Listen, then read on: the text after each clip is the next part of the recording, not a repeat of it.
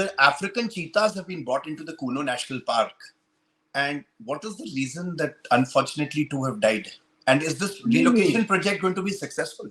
एक तो अभी मैं उस विभाग को यानी मंत्री नहीं हूं, तो वो विभाग की डे टू डे मुझे जानकारी होने का सवाल नहीं है, लेकिन जितना मैंने देखा है चीते लाना जरूरी था, लाए हैं, क्योंकि हमारे देश में बहुत चीते होते थे, लेकिन अब नहीं है।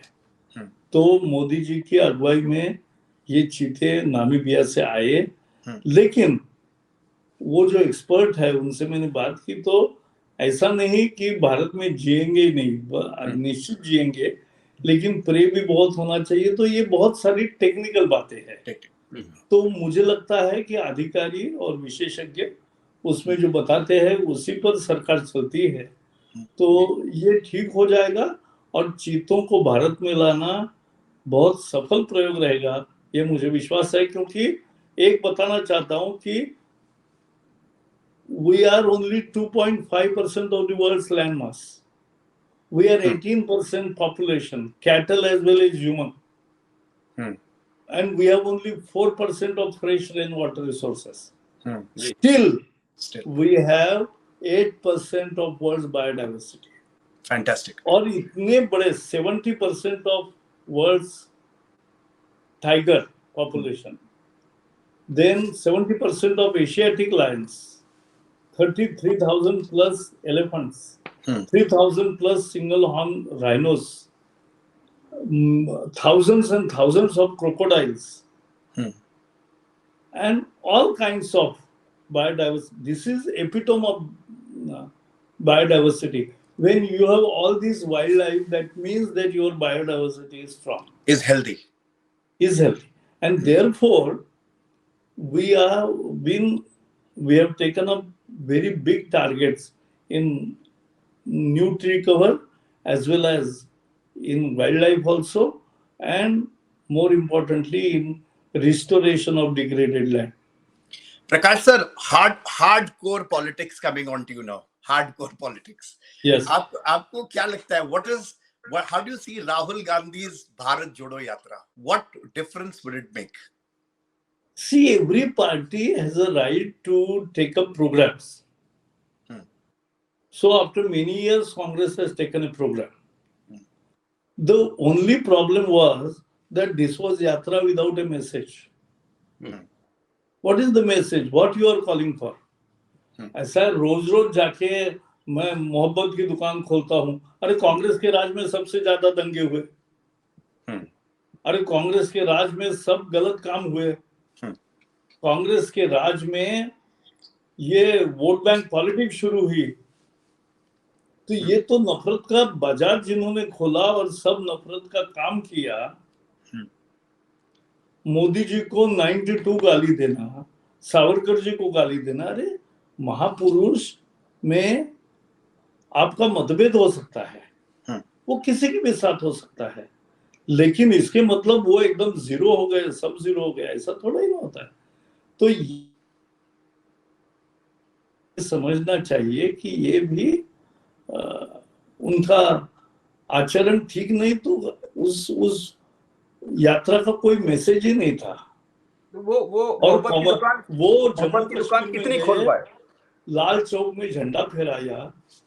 अरे भाई, मुरली मनोहर जोशी और मोदी जी गए थे तब नहीं फहरा सके थे पहले, और केवल हेलीकॉप्टर से 4 लोग गया। सरकार ने उस समय कांग्रेस की थी, उन्होंने बताया यहाँ बहुत सेंसिटिव मामला है, यहाँ पाकिस्तान के झंडे लगते हैं, आप एक लगाओगे तो 100 पाकिस्तान के लगेंगे। बहुत टाइट सिक्योरिटी में 5 लोगों को परमिशन देके वहां फिर झंडा फहराया गया। लेकिन अब राहुल गांधी गए, हजारों कश्मीर के लोग उसी लाल चौक में आकर तिरंगा झंडा हाथ में लेकर लहराए और उन्होंने झंडा लगाया, और बाद में बहन के साथ गुलमर्ग वगैरह जाके बहुत आनंद से खेले भी बर्फ में। तो ये जो कश्मीर का बदला सीन है वो 370 खत्म होने के कारण आया है। ये कांग्रेस का अंतिम जो पड़ाव था वो कश्मीर था, वो उनके जहां उन्होंने 70-75 साल से बहुत बड़ा उल्टा काम किया था, उनको समझ में आया कि ये 370 हटाना ही सही काम है। आप जावड़ेकर साहब, आप इंफॉर्मेशन एंड ब्रॉडकास्टिंग मिनिस्टर रहे जी। प्रेस की आजादी को लेकर आप कहां तक आश्वस्त हैं? क्या आप देख पा रहे हैं, समझ पा रहे हैं, या हम उनकी उनकी जो कार्यशैली है वो कितनी ईमानदारी से वो कर पा रहे हैं या हम करने दे पा रहे हैं? आप जरा थोड़ा सा प्रकाश डालिए इसके ऊपर। हाँ, बिल्कुल डालता हूँ, क्योंकि मैं पहले दिन से मानता हूँ, ये मेरी मूल धारणा है। हम लड़े क्यों इमरजेंसी में? जी। वो तो censorship was very important issue for us. तो हमारी तो प्रतिबद्धता है प्रेस फ्रीडम के बारे में, लेकिन प्रेस फ्रीडम माने रिस्पॉन्सिबल प्रेस फ्रीडम। जी। Every freedom has to be responsible. आप सेंसेशनलाइजेशन करेंगे, झूठ फैलाएंगे, तो ये फ्रीडम नहीं होता है। और इसलिए मैंने फैक्ट चेक यूनिट भी शुरू की है। करेक्ट। उस समय तो ये मुद्दा है कि आज लाखों समाचार पत्र है, 900 चैनल है, सारे डिजिटल प्लेटफॉर्म्स है, ओटीटी प्लेटफॉर्म्स है, सब भारत में चल रहे हैं, किसी पर कोई पाबंदी नहीं है। इससे ज्यादा बड़ा डाइवर्स मीडिया फ्रीडम का दृश्य कहाँ है? अब वो जो मीडिया फ्रीडम का इंडेक्स वाले है, वो एक अलग कहानी है। वो अलग कहानी ये है कि वो अमेरिका में क्या है, बाकी जगह क्या है, ये नहीं देखेंगे। वो केवल भारत को देखेंगे, प्रदूषण देखना है। अरे यूरोप में मैं जाता हूँ तब भी प्रदूषण की न्यूज आते हैं, कनाडा में प्रदूषण के न्यूज आते हैं, अमेरिका में भी आते हैं। अलग अलग हमारे यहाँ धूल के कणों का ज्यादा है, वहां ओजोन का है, या किस जगह कुछ है। तो ये है सब जगह, लेकिन उसका स्टडी नहीं करेंगे, केवल इंडिया फोकस स्टडी करेंगे, ऐसे कुछ लोग हैं। अब मीडिया फ्रीडम में भारत सबसे नीचे, और बुकानो फासो वगैरह ऐसे कंट्रीज आगे, और अफगानिस्तान और वो हाँ, तो ये तो हद हो गई। अरे भाई, सबको कुछ एक्सट्रीम हो गया। जावड़ेकर साहब, बड़ा आप बहुत अच्छे से जवाब दे रहे हैं।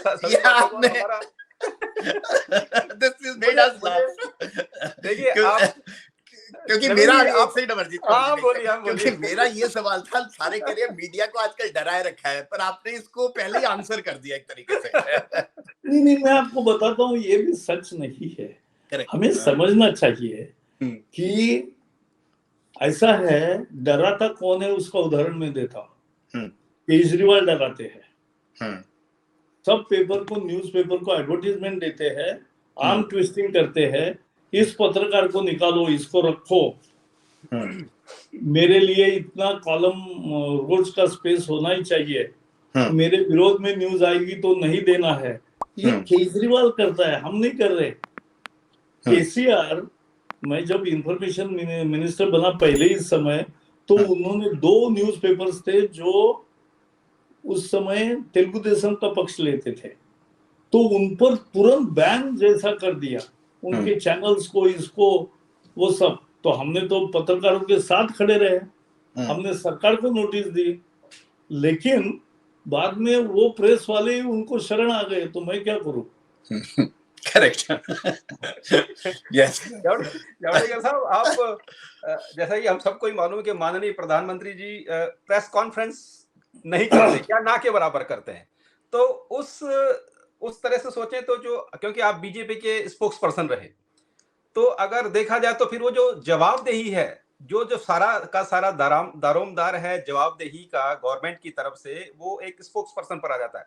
वो सारा प्रेशर आप पे आ जाता है। वो प्रेशर, तो आप उसके अंदर कितना अंडर प्रेशर महसूस करते हैं जवाब देने पे? पहले मैं ये बताना चाहता हूँ कि ये गलत धारणा है जी।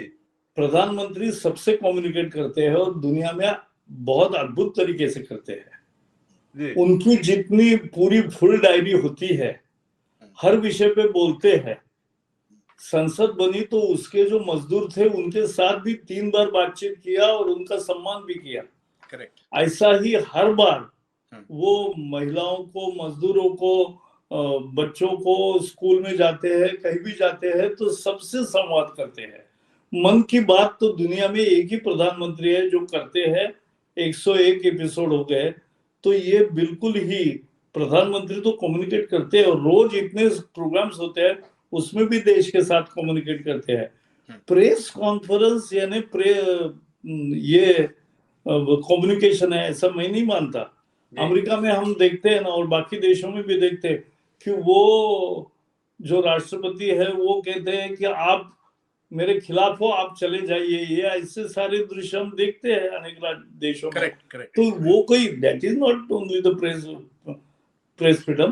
प्रेस फ्रीडम इज प्रेस कुछ भी लिखे, अपने रिस्पॉन्सिबल फ्रीडम का उपयोग करे और सरकार की आलोचना भी करे।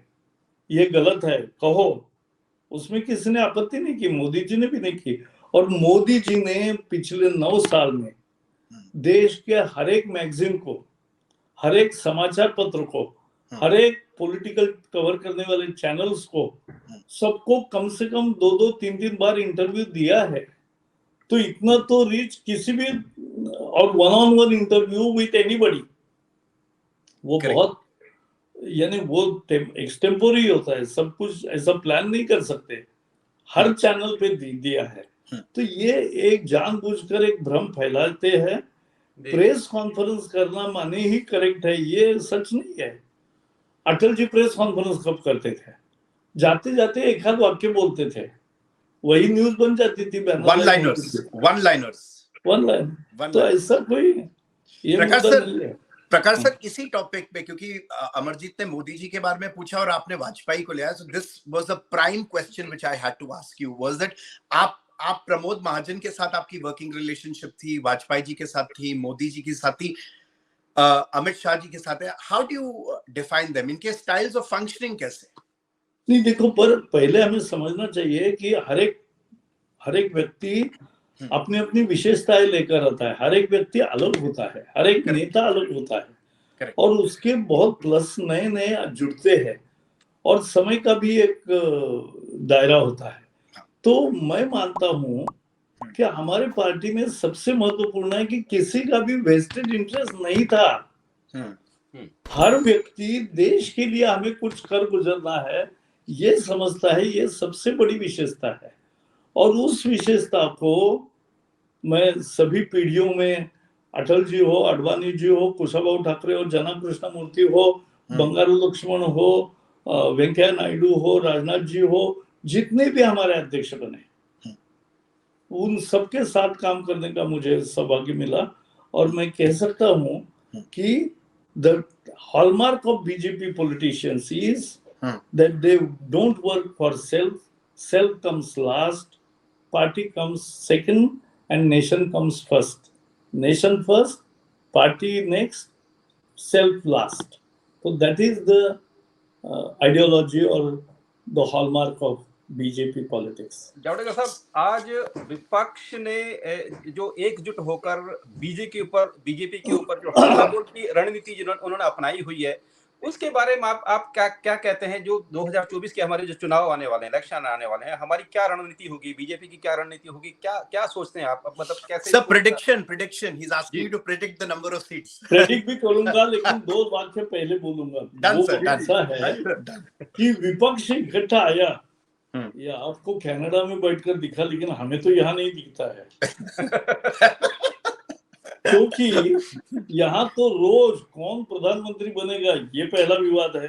करेक्ट। फिर एक बैठक में 4 लोग नहीं जाते, दूसरे बैठक में 6 लोग नहीं जाते, फिर ये जाते हैं तब पहले नहीं आते हैं, तो ऐसा चलता रहता है। तो ये देखो, कोई भी विपक्ष का, हमने जनता पार्टी बनाई थी, there was a cause, there was a idea and there was a programme. यहाँ प्रोग्राम भी नहीं है, यहाँ आइडिया भी नहीं है, यहाँ कॉज भी नहीं है। यहाँ एक ही कॉज है कि हम पर, हमारे स्वार्थ पर प्राण संकट आ गया है, चलो सब एक हो, जांचों से मुक्ति पाओ। इसके लिए वो इकट्ठा आ रहे, कोई देश के लिए नहीं आ रहा है। और लोकतंत्र का बचाव, जिन्होंने इमरजेंसी लाई, वो लोकतंत्र की भाषा कर रहे हैं। यानी हम नहीं लड़ते, और संघ अगर 1-1.5 लाख लोग उनकी जेल में नहीं रहते, तो ये तो फ्रीडम तो खत्म कर रहे थे। नेहरू जी ने पहला मीडिया पर प्रहार किया और उनके आजादी को आधा मुदा कर दिया। तो ये जो है, वो लोग आज सिखा रहे हैं हमें डेमोक्रेसी का, ये तो हद हो गई। तो आज अभी मुझे तो ये बताओ कि बिहार में कल एक पुल दूसरी बार ढह गया, करेक्ट, टीवी पे देखा वो। और वो पुल जिनका ढह गया 2 बार, वो अब विपक्षी राजनेता का नेताओं का पुल बांधेंगे। तो इसी में इसकी व्यर्थता है। बिल्कुल। तो सर 2024 नेशनल सीन क्या लग रहा है आपको? How many seats prediction? देखो, पहले तो मैं बताता हूँ, BJP is a organised and 24/7 party. Correct, that I agree. और इसलिए बूथ हमारा किला है, ये जो हम कहते हैं कि घर घर से संपर्क है, संवाद है, और विश्वास के आधार पर हम वोट पाते हैं। मोदी जी के नेतृत्व में लोगों को बहुत जबरदस्त विश्वास है, पार्टी पर है लेकिन मोदी जी पर है। गरीब को लगता है कि वो गरीबी से आए हैं, इसलिए गरीब की सोचता है। किसान के लिए जिस तरह से रोज ऐतिहासिक फैसले होते, कल जैसे एमएसपी बढ़ा है, तो ये भी काम होता है। और उसके साथ साथ आज गरीबों को एम्पावर करना हो, उद्योगों को ease of doing business provide करना हो, टैक्सेशन में सरलता लानी हो, वन नेशन वन टैक्स करना हो, आर्थिक आज सबसे अधिक गति से विकसित होने वाला देश कोई है तो वर्ल्ड बैंक, आईएमएफ या किसी को भी पूछो, उत्तर एक ही है, इंडिया इंडिया इंडिया। अगर देश में इन्फ्लेशन का मैनेजमेंट दुनिया में किस देश में अच्छा है, तो उसका भी जवाब भारत है। आज दूध उत्पादन में हमारा नंबर 1 है, फिश उत्पादन में हमारा नंबर 2 है, चावल उत्पादन में हमारा नंबर 3 है, और अनेक विषयों में जो हम कांग्रेस के समय कनाडा से भी लाल गेहूं आता था, ऑस्ट्रेलिया से भी आता था, अब हम निर्यात करते हैं। तो ये बदल गया है देश, और ये नया भारत है, स्वाभिमानी भारत है। पाकिस्तान के 1000 कट वाले थियरी को कट कर दिया हमने, और उनको बता दिया कि आप अगर कुछ शरारत करोगे तो घुस के मारेंगे घर में, और वो करके दिखाया। तो इस तरह भारत का एक रूप बदला है, और इसलिए लोग पूरा बहुमत देंगे। मेरा अंदाजा यह है, विश्वास है, और मेरा स्टडी है कि भाजपा को 350 और एनडीए को 400 से भी अधिक सीटें मिलेगी। ये एक ऐतिहासिक चुनाव होगा। राज्यों में अलग अलग चुनाव होता है, कभी भी एक दिन में भी 2 चुनाव किए तो अलग अलग रिजल्ट आते हैं, लेकिन करेक्ट, केंद्र में आज मोदी जी जीतेंगे। मोदी जी हमारे नेता है, और ये पूरा चुनाव ऐसा होगा, ये मुझे पूरा विश्वास है। प्रकाश जी, एक सवाल, आई थिंक अमरजीत कट गया, he join in, not an issue. एक चीज बताएं, यू हेल फ्रॉम महाराष्ट्र, और महाराष्ट्र की पॉलिटिक्स इन दिनों में बहुत सरगर्मी रही है। ये the Shiv Sena, Uddhav Thackeray, Devendra Fadnavis, how is this going to be resolved? How will the entire thing get sorted out? मेरा एक विश्वास है। फैक्ट क्या है कि 19 में भारतीय जनता पार्टी और शिवसेना ने 7 लोकसभा भी और विधानसभा चुनाव भी साथ में लड़े थे एज अ अलायंस। ओके, एक second sir, I think Amarjeet has joined, 1 second sir. हाँ Amarjeet, I just rephrase the question, आप कट गए थे। हाँ जी, मैंने प्रकाश सर से ये पूछा कि ये महाराष्ट्र से हैं जी, तो शिवसेना और उद्धव ठाकरे शिवसेना, देवेंद्र फडणवीस, और 2.5 साल का जो फॉर्मूला के पीछे जो सारा हमें एटलीस्ट जो झगड़ा दिखा, तो उसके बारे में प्रकाश सर कुछ प्रकाश डाल। जी सर। तो मैं ये प्रकाश है मेरा कि शिवसेना और भाजपा 2019 के लोकसभा और विधानसभा साथ में लड़े जी। हम अलायंस करके जीते, हमें बहुमत मिला, तो हमारी सरकार बननी चाहिए थी तुरंत। लेकिन शिवसेना को मुख्यमंत्री पद की लालसा थी, लेकिन उनके विधायक कम थे, किसी भी तर्क पे उनका मुख्यमंत्री नहीं हो सकता था, और पहले से ही देवेंद्र का नाम सबने घोषित किया था, उनके नेतृत्व में चुनाव होगा। फिर भी उद्धव जी को किसी भी हालत में मुख्यमंत्री बनना था। भाजपा के बल पर चुन के आए, अलायंस में चुन के आए, और जो विरोधी थे कांग्रेस और एनसीपी, उनसे हाथ मिलाया। केवल मुख्यमंत्री बनने के लिए। तो ये महाराष्ट्र के मतदाताओं के साथ गद्दारी हुई और लोग इसकी सजा देंगे, अभी भी दे रहे और आने वाले चुनाव में भी देंगे। प्रकाश सर, आपके परिवार में से कोई राजनीति में आया है या कोई नहीं, आएगा? ऐसा है नहीं, दोनों मेरे बेटे और पत्नी भी समझते हैं सब पॉलिटिक्स जी लेकिन पत्नी रिसर्च में है जी। बेटा आईएसबी में रिसर्च प्रोफेसर है, now he will join Maryland University as a professor. And मेरा जो बड़ा बेटा है वो बहुत अच्छा सफल डेंटिस्ट भी है और आर्टिस्ट भी है। फैंटास्टिक। वो लिटरेचर और म्यूजिक करता है। मेरा देखो, ये हमारे पत्नी का ज्यादा श्रेय है इसमें, लेकिन 12वीं में उसको मेडिकल में एडमिशन मिल रही थी जी, लेकिन उसने डेंटिस्ट्री भरा। तो मैंने पूछा आपको मेडिकल में मिल रहा है तो वो एमबीबीएस छोड़ के आप डेंटिस्ट्री क्यों भर रहे हो? करेक्ट। तो बोले पापा बाबा मेरा पैशन म्यूजिक और लिटरेचर है, मुझे उसके लिए समय चाहिए, तो मुझे 24 घंटे अटकने वाली ड्यूटी नहीं चाहिए। नॉन इमरजेंसी डेंटिस्ट्री है, 8 घंटे काम करो 8 घंटे मेरे पैशन को करो। तो ये वो करता आ रहा है, तो ये बहुत है। और मेरा बेटा दूसरा जो है तो इकोनॉमिस्ट है, यंग इकोनॉमिस्ट है, सभी जगह उसके पेपर्स पढ़ते हैं, अच्छे पढ़ाता है, रिजर्व बैंक का रिसर्च डायरेक्टर भी था। तो ये अच्छा है, तो they are happy in their own way but they understand politics.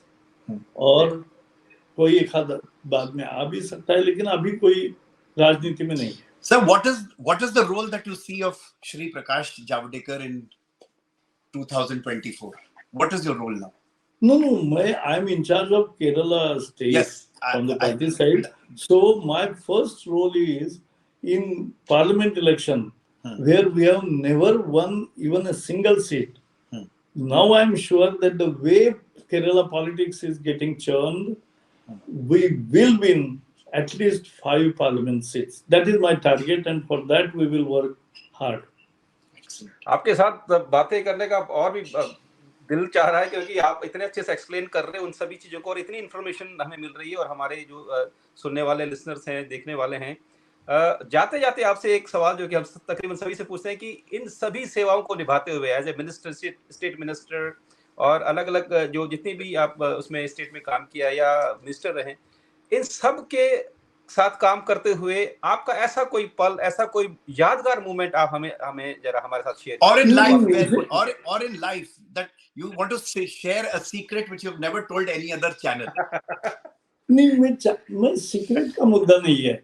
देखो, हमारी पैशन है पॉलिटिक्स, देश के लिए लगातार काम करे यही चाहत होती है और भाग्य से मुझे महत्वपूर्ण विभाग मिले और उसमें अच्छा काम करके दिखाने का मौका मिला और लोग उसको आज भी याद करते हैं, आगे भी करेंगे। तो ये बदलाव की राजनीति, देश को बदलना है, उसके लिए काम करने का मौका मिला, यही भाग्य है और ये करना है, तो ये हमारा है। इसलिए सीक्रेट क्या होता है? सीक्रेट तो अनेक चीजें ऐसी है कि जो अचानक आती गई। एक ही उदाहरण मैं बताऊंगा कि जो राष्ट्रीय शिक्षा नीति है, तो बहुत दिन चर्चा चली, मेरे पहले स्मृति जी थी, तो उन्होंने ग्राम पंचायत से लेकर सबका राय लिया, सभी इलेक्टेड रिप्रेजेंटेटिव्स का भी और टीचर्स का भी और पेरेंट्स का भी। तो इतना बड़ा डेमोक्रेटिक एक्सरसाइज लगभग 2 साल चला, तो ये बहुत ही बड़ा एक्सरसाइज था। फिर सुब्रमण्यम कमेटी का एक रिपोर्ट आया, जिस्ट होगा तैयार, और फिर हमने कस्तूररंगन के नेतृत्व में कमेटी की 2 साल, बहुत उसमें उनका अच्छा काम चला। मैं हर 2 महीने में एक बार उनसे मिलके पूछता था कि क्या क्या हुआ, क्या क्या इंटरेक्शन हुई, तो मुझे भी नए पॉइंट्स मिलते थे, तो वी केप्ट इट। और आज देश में एक बहुत बड़े बदलाव की भूमिका राष्ट्रीय शिक्षा नीति से आई है, national education policy, national education policy. और वैसा ही सभी पॉलिसीज, सभी डिपार्टमेंट्स में कुछ न कुछ नया करने का अवसर मिला। तो मुझे आईएनबी में भी हमने बहुत नए निर्णय भी किए, नए कार्यक्रम भी किए, तो मुझे लगता है वही अच्छा होता है और काम करते रहना है। बिल्कुल। कुछ लोग पूछते मुझे, कुछ लोग पूछते आप क्या करोगे, मैंने कहा मैंने कब फ्यूचर का विचार किया। जब आपके प्रेस फ्रीडम के खिलाफ इमरजेंसी लगी थी, हम जेल में गए थे, तब क्या पता था 16 महीने रहेंगे या 16 साल रहेंगे, किसको पता था।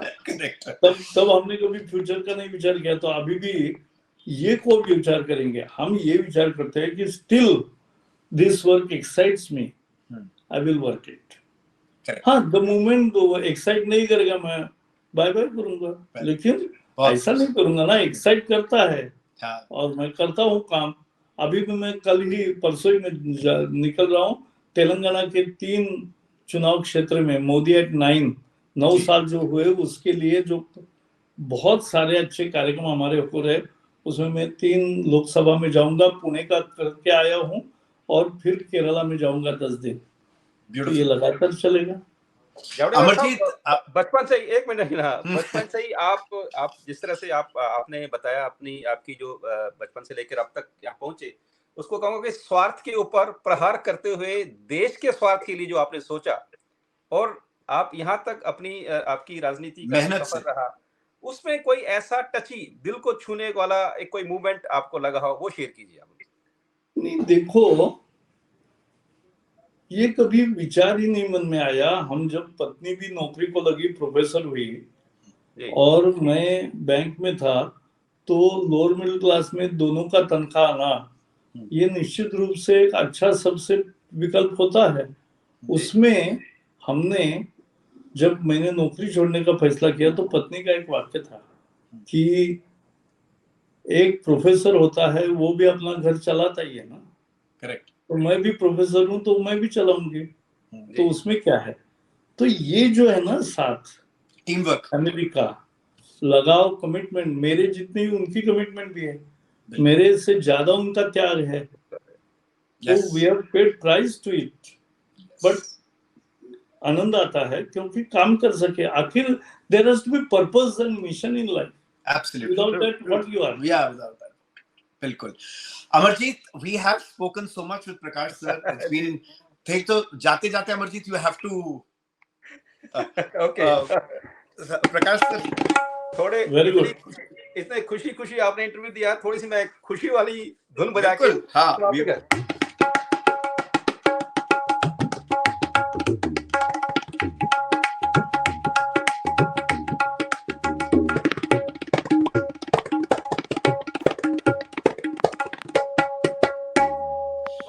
Thank you Prakash sir, thank you very much, thank you. मैं लीव करूंगा, बहुत अच्छा लगा। Thank you sir, thank you.